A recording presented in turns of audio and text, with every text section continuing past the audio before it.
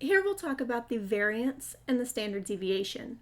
And we'll start with the variance of a population. This is the average of the squares of the distance from the mean. We denote the population variance with a sigma squared. The first thing in here is we talk about the distance from the mean, so we're going to subtract values from the mean. We want these squared, so we'll square them, and we want the average, so we add them up and divide by the total number of things that there are. And this is our variance. It doesn't tell us on average how far things are from the mean, but it tells us the average of their squareds. Next, we have the population standard deviation, and this is denoted by sigma and is the square root of the variance. Before, we were looking at the distance squared from the mean, and taking the square root counteracts that squared. So this allows us to talk about, on average, how far things are from the mean. The first step to finding the variance and standard deviation is to start by finding the mean. We then find all of the deviations, and this is how far things are from the mean, so x minus mu. After that, we need to square these deviations. X minus mu squared.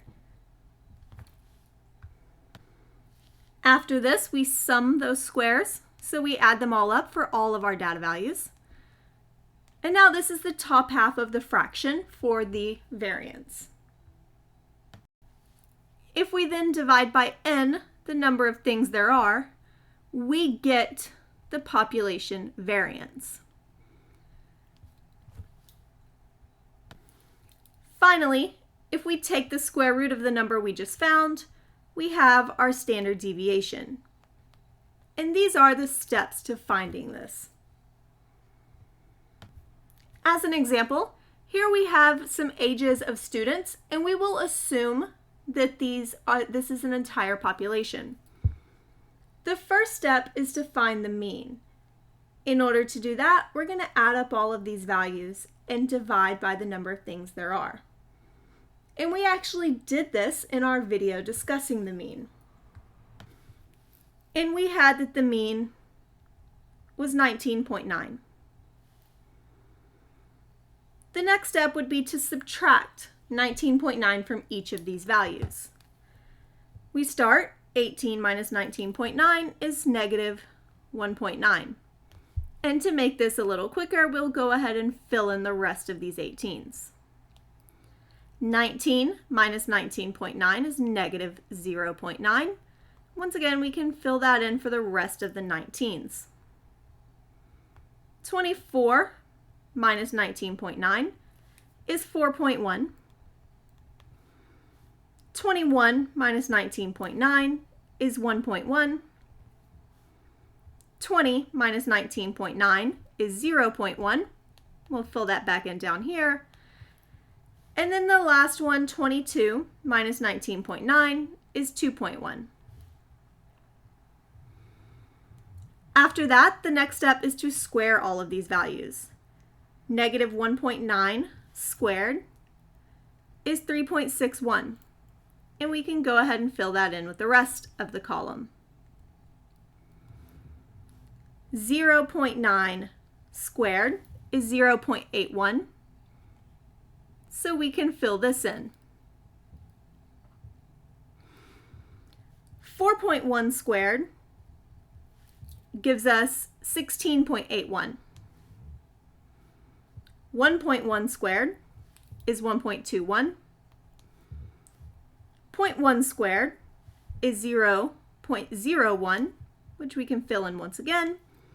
And then the very last one, 2.1 squared, is 4.41. Our next step is to add up all of these values. We need the sum of these deviations. So in order to do that, we're just going to add this column. And when we do this, we get 34.9.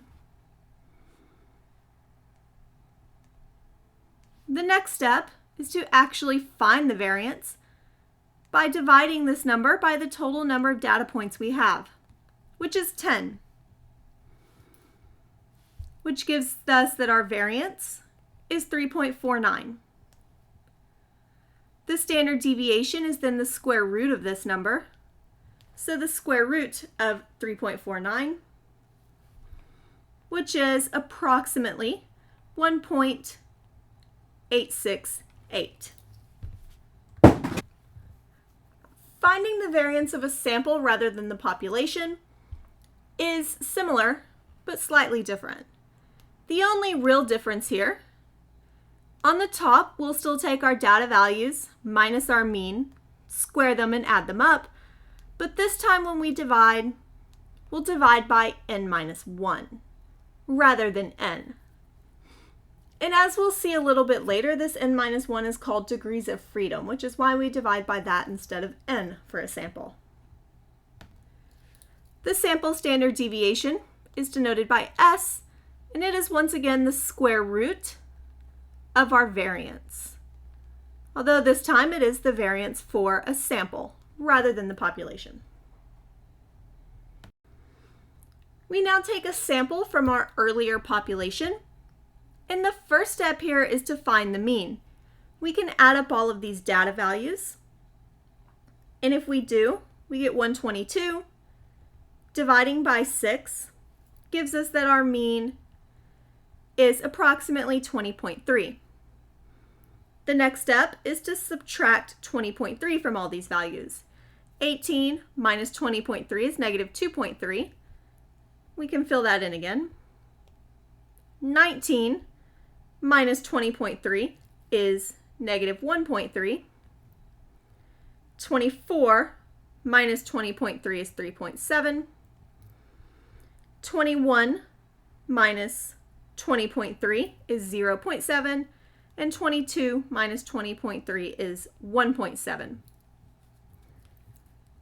The next step would then be to square all of these values. 2.3 squared is 5.29, and I can fill that in again later. 1.3 squared is 1.69. 3.7 squared is 13.69. 0.7 squared is 0.49, and then finally 1.7 squared is 2.89. And now our next step is to just add all of the values in this column. When we do, we get 29.34. Now my sample variance would take this 29.34 and divide by n minus 1. We can see we have 6 data points here, so we divide by 5. And this gives that our sample variance is 5.868.